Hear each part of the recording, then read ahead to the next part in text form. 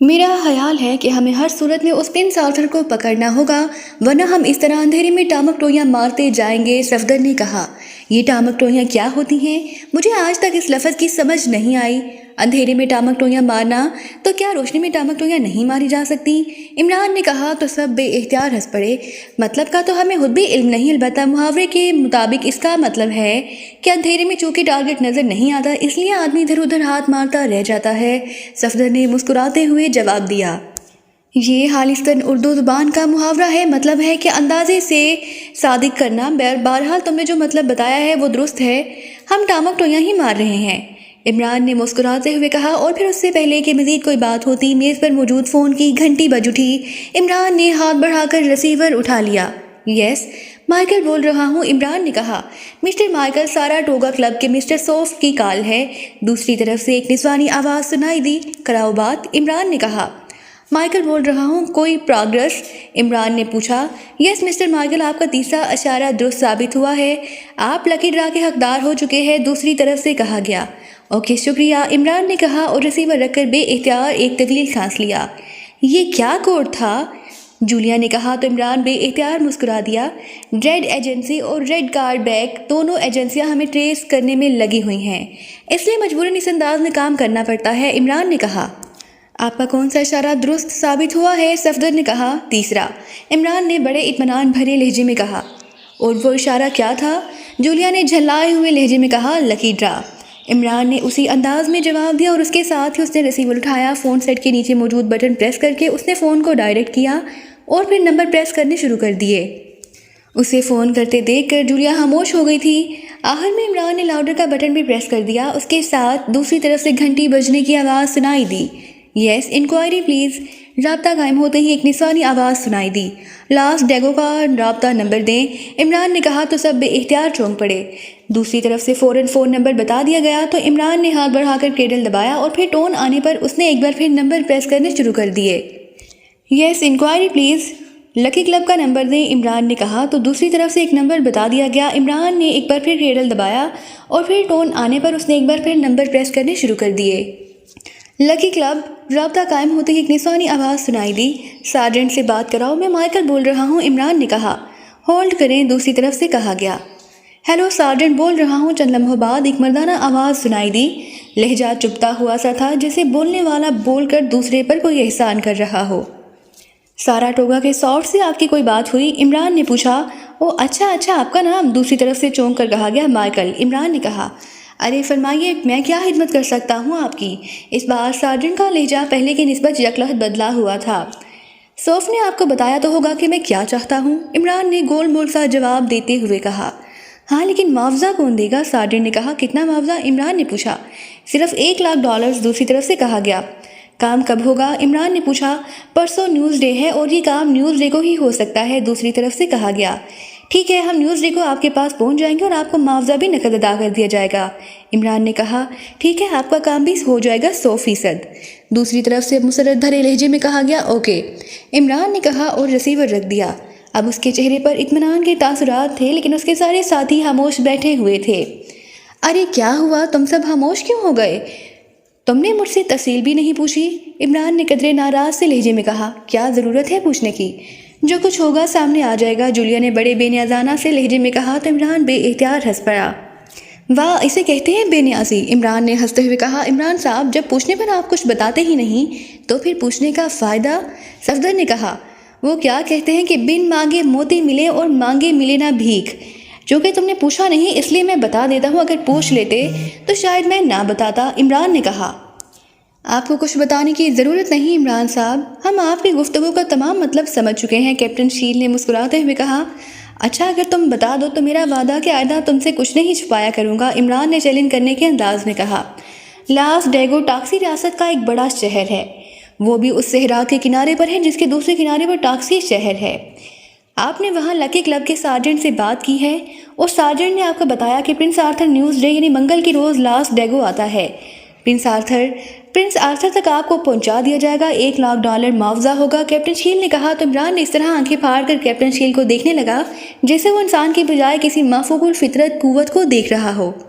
باقی سب ساتھیوں کے چہروں پر بھی حیرت کے تاثرات ابھر آئے تھے۔ یہ تم نے کیسے معلوم کر لیا؟ خاص طور پر یہ کہ پرنس آرتھر منگل کے روز لاس ڈیگو آتا ہے۔ عمران کے لہجے میں حقیقی حیرت تھی۔ عمران صاحب، مجھے معلوم ہے کہ آپ نے ہر قیمت پر اس پرنس آرتھر کو گھیرنا ہے تاکہ اسے بلیو باکس لیبارٹری کا محل وقوع معلوم کر سکیں۔ ٹیکسی میں یہ کام آسانی سے نہیں ہو سکتا، اس لیے آپ نے لازماً یہ کوشش کرنی تھی کہ پرنس آرتھر کی نقل و حرکت کے بارے میں تمام تفصیلات معلوم کریں۔ پرنس آرتھر کسی بت کا نام نہیں ہے، وہ جیتا جاگتا انسان ہے، اس لیے لامحالہ وہ کہیں آتا جاتا بھی رہتا ہوگا، کوئی نہ کوئی مشاغل بھی اس کے ہوں گے۔ چنانچہ آپ نے اس آئیڈیا پر کام کیا تو آپ کو بتایا گیا کہ لاس ڈیگو کے لکی کلب کا سارجنٹ اسی سلسلے میں آپ کے کام آ سکتا ہے، اور پھر سارجنٹ نے بتایا کہ نیوزڈے کو آپ کا کام ہوگا، اور آپ نے منڈے کو سارے ساتھیوں سمیت وہاں پہنچنے کا عندیہ دے دیا۔ اس سے صاف ظاہر ہوتا ہے کہ آپ مشن کے سلسلے میں آگے بڑھ رہے ہیں، ورنہ آپ اکیلے وہاں چلے جاتے۔ چنانچہ یہی سوچا جا سکتا ہے کہ پرنس آرتھر کسی بھی وجہ سے نیوز ڈے کو لاس ڈیگو جاتا ہے اور سارجنٹ $1,00,000 لے کر آپ کو اس تک پہنچا دے گا۔ کیپٹن شیل نے اپنے اندازے کی تفصیل بتاتے ہوئے کہا، اب مجھے چیف سے کہنا پڑے گا کہ وہ اپنی خیر منائے۔ کیپٹن شکیل اگر چاہے تو بیٹھے بیٹھے چیف کو بھی ٹریس کر سکتا ہے، عمران نے خوفزدہ سے لہجے میں کہا تو سب بے اختیار ہنس پڑے۔ کیپٹن شیل کا چہرہ بھی اپنے درست اندازے پر خوشی سے تمتما اٹھا تھا۔ اب کب جانا ہے لاس ڈیگو؟ جولیا نے کہا، بس تیاری کرو، کل ہم نے وہاں موجود ہونا ہے۔ عمران نے کہا تو سب نے اس انداز میں سر ہلا دیے جیسے وہ عمران کی بات کی توثیق کر رہے ہوں۔ سارجنٹ لاس ڈیگو کے لکی کلب کا مالک اور جنرل مینیجر تھا۔ اس وقت وہ اپنے آفس میں بیٹھا ہون بینچے کسی گہری سوچ میں غرق تھا کہ آفس کا دروازہ کھلنے کی آواز سن کر بے اختیار چونک پڑا۔ دوسرے لمحے اس کی آنکھوں میں چمک سی ابھر آئی۔ آفس میں خوبصورت اور نوجوان لڑکی داخل ہو رہی تھی جس نے جینس کی پینٹ اور گہرے نیلے رنگ کی شرٹ پہنی ہوئی تھی۔ کاندھے سے سیاہ رنگ کا ایک جدید بیگ لٹک رہا تھا۔ یہ اینجلا تھی، سارجنٹ کی بیوی۔ سارجنٹ اور اینجلا کی شادی کو بھی چند ماہ ہی گزرے تھے اور ان دونوں کے تعلقات میں ابھی تک گرم جوشی موجود تھی۔ اینجلا کی یہ دوسری شادی تھی، جبکہ سارجنٹ کی پہلی اینجلا ویلنگٹن میں ہی پڑی تھی اور وہاں اس نے ایک سرکاری ایجنسی میں کام کرنے والے ایجنٹ سے شادی اس لیے کی تھی کہ اسے بچپن سے ہی سیکرٹ ایجنسی کا پیشہ جنون کی حد تک پسند تھا۔ اس لیے وہ ایسی کتابیں بڑی شوق سے پڑھتی تھی جن میں سیکرٹ ایجنٹوں کے کارنامے درج ہوتے تھے، اور ایسی فلمیں تو اس نے بے شمار بار دیکھی تھی جن میں سیکرٹ ایجنٹ انتہائی کٹھن حالات میں مشن مکمل کرتے ہوئے دکھائے جاتے ہیں۔ اینجلا کا شوہر رابرٹ بھی ایک مشہور ایجنٹ تھا اور اس نے اینجلا کا شوق دیکھتے ہوئے اسے بھی اپنی ایجنسی کے چیف سے کہہ کر ایجنسی میں شامل کرا لیا، اور اس کے لیے اینجلا نے 2 سال کی انتہائی سخت اور کڑی تربیت بھی حاصل کر لی۔ پھر اپنے شوہر رابرٹ کے ساتھ مل کر اس نے بے شمار مشن میں واقعی انتہائی بے جگری سے کام کیا، لیکن ایک مشن کے دوران رابرٹ ہلاک ہو گیا تو اینجلا کا دل جیسے اس کام سے یکلخت اکتا گیا۔ اس نے ایجنسی چھوڑ دی۔ اس کے ساتھ ساتھ ویلنگٹن چھوڑ کر وہ ٹاکس ریاست کے اس شہر لاس ڈیگو میں اس لیے آ گئی کہ اس کی ماں اس علاقے کی رہنے والی تھی اور جہاں اس کی ماں کی کچھ آبائی جائیداد بھی موجود تھی جو اینجلا نے آ کر سنبھالی، جس کی وجہ سے وہ جہاں خاصی متمول زندگی گزارنے لگی۔ پھر اس کی ملاقات سارجنٹ سے ہوئی جو لکی کلب کا مالک تھا۔ سارجنٹ کا تعلق بھی کسی زمانے میں ایک پرائیویٹ سیکرٹ ایجنسی سے رہا تھا، لیکن اس نے یہ کام بہت تھوڑا عرصہ کیا اور پھر چھوڑ دیا۔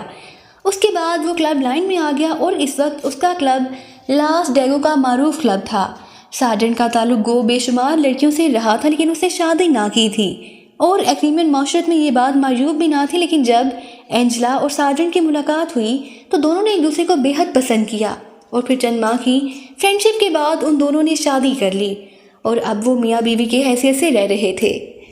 کیا ہوا؟ کیا کوئی خاص بات ہو گئی ہے؟ اینجلا نے اندر داخل ہوتے ہی تشویش بھرے لہجے میں کہا۔ کچھ نہیں، کیوں؟ سارجنٹ نے چونک کر کہا، تمہاری چہرے پر شدید پریشانی کے تاثرات تھے اور اب بھی محسوس ہو رہے ہیں۔ اینجلا نے میز کی دوسری طرف رکھی ہوئی کرسی پر بیٹھتے ہوئے کہا، کوئی بات نہیں، بس ویسے ہی۔ سارجنٹ نے ٹالنے کے سے انداز میں کہا، دیکھو سارجنٹ، تم مجھ سے کوئی بات چھپا نہیں سکتے، سچ سچ بتا دو کہ کیا پریشانی ہے۔ نہ صرف بتاؤ بلکہ تفصیل بھی بتا دو، اینجلا نے بڑے ہمدردانہ لہجے میں کہا تو سارجنٹ بے اختیار ہنس پڑا۔ ایک کاروباری سودا کیا ہے، اس سلسلے میں سوچ رہا تھا، میرا دل چاہ رہا ہے کہ اس سودے سے پیچھے ہٹ جاؤں، لیکن یہ میری فطرت کے خلاف ہے، اس لیے میرے اندر شدید کشمکش جاری ہے جسے تم پریشانی کا نام دے رہی ہو۔ سارجنٹ نے بے اختیار ایک طویل سانس لیتے ہوئے کہا، کیسا سودا؟ میں نے کہا کہ کھل کر بات کرو، اینجلا نے مصنوعی غصے بھرے لہجے میں کہا۔ گورنی میں سارا ٹوگا کلب کے سورس کو تو تم جانتے ہی ہو، سارجنٹ نے کہا۔ ہاں کیوں؟ اینجلا نے حیران ہو کر کہا۔ اس نے مجھے فون کیا اور کہا کہ کیا میں $50,000 کمانا چاہتا ہوں۔ تمہیں معلوم ہے کہ ان دنوں مجھے بھاری رقم کی اشد ضرورت ہے۔ میں نے اس سے پوچھا کہ مجھے اس کے بدلے میں کیا کرنا ہوگا، تو اس نے بتایا کہ گورنی میں ایک ایگریمنٹ گروپ موجود ہے جو مجھے یہ رقم نقد مہیا کر سکتا ہے۔ اس نے بتایا کہ یہ گروپ اپنے کسی اہم کام کے لیے ٹیکسی کے ریڈ کارڈ کے چیف پرنس آرتھر سے براہ راست ملنا چاہتا ہے۔ سافٹ کو میں نے ایک بار بتایا تھا کہ پرنس آرتھر لاس ڈیگو میں سویٹی کے پاس نیوز ڈے کو آتا ہے۔ اس نے مجھے کہا کہ میں اس گروپ کو صرف سویٹی کا پتہ بتا دوں تو مجھے $50 مل جائیں گے، جس پر میں نے کہا کہ پرنس آرتھر انتہائی خطرناک آدمی ہے، اگر اسے معلوم ہو گیا تو وہ مجھے میرے کلب سمیت رات میں تبدیل کر دے گا۔ تو اس نے کہا کہ اس کی گارنٹی ہے کہ میرا نام درمیان میں نہیں آئے گا، جس پر میں تیار ہو گیا۔ پھر اس گروپ کے لیڈر مائیکل کی فون کال آئی۔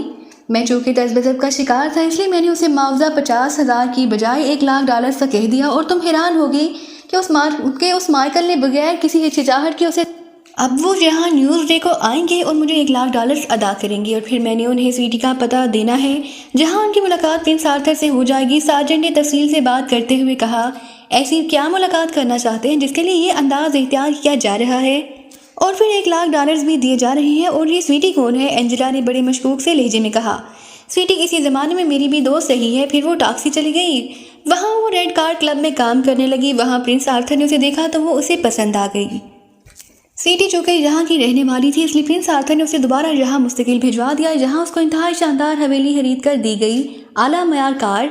سارجنٹ نے کہا، او کہیں تم وائٹ فلاور کی بات تو نہیں کر رہے؟ اینجلا نے چونک کر اس کی بات کاٹتے ہوئے کہا، ہاں اس کا اصل نام سویٹی ہے، یہ نام تو اسے پرنس آرتھر نے دیا ہے۔ سارجنٹ نے کہا، تو اس سویٹی نے تمہیں بتایا ہے کہ پرنس آرتھر ہر نیوز ڈے کو یہاں آتا ہے؟ اینجلا نے کہا، ہاں اور یہ بات واقعی درست ہے، سارجنٹ نے جواب دیتے ہوئے کہا، تم نے بہت بڑی غلطی کی ہے سارجنٹ، تم $1,00,000 کے لیے اپنا سب کچھ گنوانے پر تل گئے ہو۔ نہ جانے یہ گروپ کون ہے اور کیوں پرنس آرتھر سے اس انداز میں ملنا چاہتا ہے۔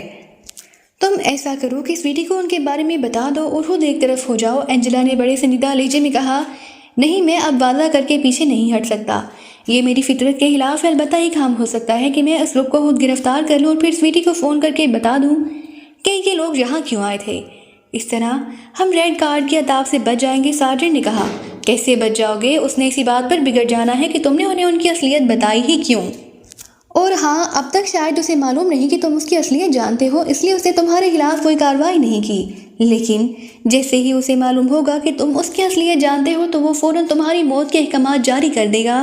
اینجلا نے پریشان سے لہجے میں کہا، او ہاں واقعی تم نے جس پہلو سے بات کی ہے اس پہلو پر میں نے غور ہی نہیں کیا، تو پھر اب کیا کرنا چاہیے؟ سارجنٹ نے کہا، کرنا کیا ہے، ان سے رقم وصول کر لو اور پھر انہیں ہلاک کر کے ان کی لاشیں کہیں پھینکوا دو اور خاموش ہو کر بیٹھ جاؤ، تمہیں تمہاری مطلوبہ رقم مل جائے گی اور آئندہ کی پریشانیوں سے بھی بچ جاؤ گے۔ اینجلا نے کہا تو سارجنٹ بے اختیار اچھل پڑا۔ ویری گڈ، تمہاری تجویز مجھے واقعی بہت پسند آئی ہے اینجلا، لیکن سارجنٹ نے جوش بھرے لہجے میں بات کرتے کرتے اچانک ڈھیلے پڑتے ہوئے کہا، کیا ہوا؟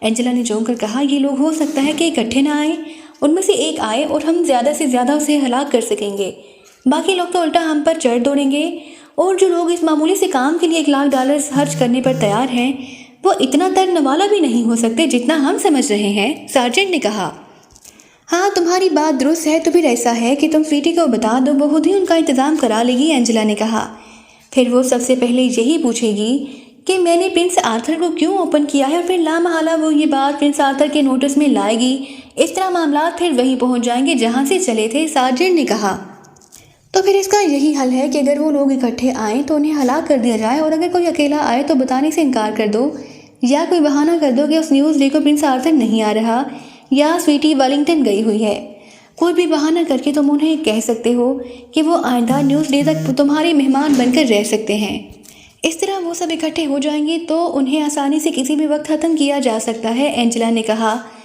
تم نے چھوٹے موٹے کاموں کے لیے ایک گروپ بنایا ہوا ہے اور تم نے بتایا تھا کہ تم نے انہیں انتہائی سخت ٹریننگ بھی دلوائی ہے۔ سارجنٹ نے چونک کر کہا، ہاں میں ایک بڑی تنظیم بنا کر اس کی چیف بننا چاہتی ہوں، مجھ سے فارغ نہیں رہا جا سکتا، میں دوبارہ اس زندگی میں واپس آنا چاہتی ہوں جس میں سنسنی خیزی ہے، تھرل ہے، تم کیوں پوچھ رہے ہو؟ اینجلا نے کہا، تم نے اس گروپ کا نام کیا رکھا ہے؟ سارجنٹ نے کہا، اینجلا گروپ۔ اینجلا نے جواب دیتے ہوئے کہا، اس طرح تو تم اپنی شناخت بھی ساتھ ہی کرا دو گی، کوئی ایسا نام رکھو جسے تمہاری شناخت فوری نہ ہو سکے۔ سارجنٹ نے مسکراتے ہوئے کہا، یہ تو میں نے اپنے طور پر رکھا ہوا ہے، ابھی تو اس پر کام ہو رہا ہے، جب ہم عملی کام کے لیے اتریں گے تو پھر نام بھی رکھ لیں گے، اینجلا نے کہا۔ تو تمہارے گروپ کو پہلا کام میں دے دیتا ہوں، پتہ بھی لگ جائے گا کہ تم نے ان کی تربیت کیسی کی ہے، سارجنٹ نے کہا۔ تو اینجلا بے اختیار اچھل پڑی، کیسا کام؟ تفصیل سے بات کرو، اینجلا نے کہا۔ یہ گروپ گورانی سے جہاں آئے گا، اب تمہارے آدمیوں نے بس ٹرمینل اور ایئرپورٹ دونوں جگہوں پر ان کی نگرانی کرنی ہے۔ ظاہر ہے یہ جو گروپ ہوگا وہ یہاں اکٹھا آئے گا، اس کے بعد وہ سب یہاں لکی کلب میں آتے ہیں یا کچھ علیحدہ ہو جاتے ہیں اور کچھ یا ایک یہاں آتا ہے۔ اگر تو یہ سارا گروپ یہاں آ جائے تو پھر کوئی مسئلہ نہیں، میں ان سے رقم لے کر انہیں سویٹی کا پتہ بتا دوں گا، ظاہر ہے وہ پوچھ کر باہر جائیں گے اور تمہارا گروپ کسی بھی مناسب جگہ پر ان پر فائر کھول کر انہیں ہلاک کر سکتا ہے، اور اگر گروپ باہر رک جائے تو جو بھی آئے گا وہ رقم دے کر اور پتہ پوچھ کر واپس اپنے گروپ کے پاس جائے گا تو تمہارا گروپ ان کا خاتمہ کر دے۔ اس طرح ہم سامنے بھی نہیں آئیں گے، بھاری رقم بھی کما لیں گے اور تمہارے گروپ کی کارکردگی بھی سامنے آ جائے گی۔ سارجنٹ نے کہا، گڈ آئیڈیا، لیکن مجھے کتنی فیس دو گے؟ اینجلا نے کہا، آدھی رقم تمہاری۔ سارجنٹ نے کہا، اوکے ڈن، اب سنو، جب بھی یہ لوگ تمہارے پاس آئیں تم نے مجھے فون کر کے اشارہ کر دینا ہے، باقی کام میں خود کرا لوں گی، سارجنٹ نے کہا۔ ان کے سامنے کیا اشارہ دوں؟ سارجنٹ نے کہا، تم مجھے فون کر کے کہہ دینا کہ 1 گھنٹے بعد بات کرو، فی الحال میں فارغ نہیں ہوں، اینجلا نے کہا۔ ٹھیک ہے ڈن، سارجنٹ نے ہاتھ بڑھاتے ہوئے کہا۔ ڈن، اینجلا نے اس کے ہاتھ پر ہاتھ مارتے ہوئے اونچی آواز میں کہا اور پھر وہ دونوں ہی بے اختیار کھلکھلا کر ہنس پڑے۔ ٹاکسی شہر کی کالاس روڈ خاصی معروف سڑک تھی، اس پر چلنے والی کاروں کی تعداد باقی سڑکوں پر چلنے والی کاروں سے قدرے زیادہ تھی، کیونکہ کالاس روڈ پر زیادہ تر کلب اور جوے خانے تھے اور کالاس روڈ کے آغاز میں خاصی وسیع رہائش گاہ تھی جس کا نمبر 1-2 تھا، اور اس رہائش گاہ کو ہنری نے اپنا ٹھکانہ بنایا تھا اور جہاں 2 کاریں بھی موجود تھیں جن میں سے ایک ہنری نے اپنے لیے ریزرو کر لی تھی۔ اس کے ساتھ اس کے سٹاف میں 4 افراد تھے، جن میں سے ایک اس کا فون سیکرٹری، ایک باورچی اور ملازم اور 2 مسلح اور تربیت یافتہ چوکیدار تھے۔ اس کے اے سیکشن کے 8 افراد اس کے ساتھ آئے تھے اور انہیں ہنری نے پرنس آرتھر سے حاصل کی جانے والی دوسری رہائش گاہ 11-1 ڈوجو روڈ پر ٹھہرایا تھا۔ یہ اس کالاس روڈ والی رہائش گاہ میں خاصی بڑی رہائش گاہ تھی اور ایک بڑی رہائشی کالونی میں واقع تھی، جہاں بھی 2 کاریں موجود تھیں۔ اس کے گروپ کا انچارج اور اس کا نمبر 2 کلائنٹ تھا۔ ہنری اور اس کے سیکشن کو والنگٹن سے یہاں ٹیکسی آئے ہوئے آج 2 روز ہو گئے تھے۔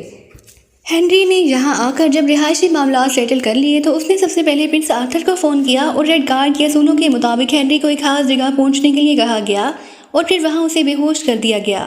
اس کے بعد جب اسے ہوش آیا تو پرنس آرتھر سے اس نے شکایت کی کہ اس طرح دوسرے کو بے ہوش کر کے لے آنا اور لے جانا انتہائی توہین آمیز عمل ہے، لیکن پرنس آرتھر نے صاف کہہ دیا کہ یہ اس کی تنظیم کے ایسے اصول ہیں جن پر وہ ہر صورت میں عمل کرایا جاتا ہے، اس لیے مجبوری ہے۔ ہنری نے پرنس آرتھر کو پاکستان سیکرٹ سروس کے گروپ کے قد و قامت وغیرہ کے بارے میں تفصیل سے بتا دیا اور پرنس آرتھر نے انتہائی بااعتماد لہجے میں اسے یقین دلایا کہ یہ گروپ ریڈ کارڈ کی نظروں سے کسی صورت بھی نہ چھپ سکے گا۔ ویسے بھی ہنری جب سے یہاں آیا تھا اس نے اپنی محسوس تجربہ کار نگاہوں کی مدد سے یہ دیکھ لیا تھا کہ یہاں ریڈ کارڈ کی نگرانی اور چیکنگ بے حد سخت ہے۔ خود ہنری اور اس کے ساتھیوں کو بھی اس وقت تک باقاعدگی سے چیک کیا گیا تھا جب تک وہ اپنی رہائش گاہوں تک نہیں چلے گئے، کیونکہ چیک کرنے والوں کو معلوم تھا کہ یہ رہائش گاہیں ریڈ کارڈ کی ہیں، اس لیے انہیں یہاں پہنچتے دیکھ کر وہ سمجھ گئے کہ یہ لوگ ریڈ کارڈ کے مہمان ہیں۔ اس کے بعد ان کی نگرانی اور چیکنگ ختم کر دی گئی۔ پرنس آرتھر سے ملنے کے بعد ہنری کو دوبارہ بے ہوش کر دیا گیا اور پھر جب وہ ہوش میں آیا تو وہ اسی جگہ موجود تھا جہاں سے پہلے اسے بے ہوش کر کے لے جایا گیا تھا۔ 2 روز سے اس کا اپنا گروپ بھی ایئرپورٹ اور بس ٹرمینل کے ساتھ ساتھ ٹیکسی میں داخل ہونے والی کاروں اور جیپوں کی چیک پوسٹ پر موجود تھا۔ ٹیکسی شہر میں داخل ہونے والی تمام ٹریفک سوائے بسوں کے اس چیک پوسٹ پر رکتی تھی اور ٹیکسی میں داخل ہونے والی تمام افراد کا باقاعدہ ریکارڈ رکھا جاتا تھا۔ اس لیے بس ٹرمینل اور ایئرپورٹ کے ساتھ ساتھ اس چیک پوسٹ پر بھی اے سیکشن کے افراد موجود تھے، لیکن ابھی تک کسی بھی طرف سے ایسی کوئی اطلاع نہ آ رہی تھی۔ اس وقت بھی ہنری اپنے آفس نما کمرے میں بیٹھا ہوا یہ سوچ رہا تھا کہ آخر یہ پاکستان سیکرٹ سروس کے لوگ کہاں گئے ہوں گے کہ اچانک ایک خیال آتے ہی وہ بے اختیار چونک پڑا۔ اسے خیال آیا کہ ضروری نہیں کہ لیبارٹری ٹیکسی شہر میں ہی ہو، وہ ٹیکسی شہر سے ہٹ کر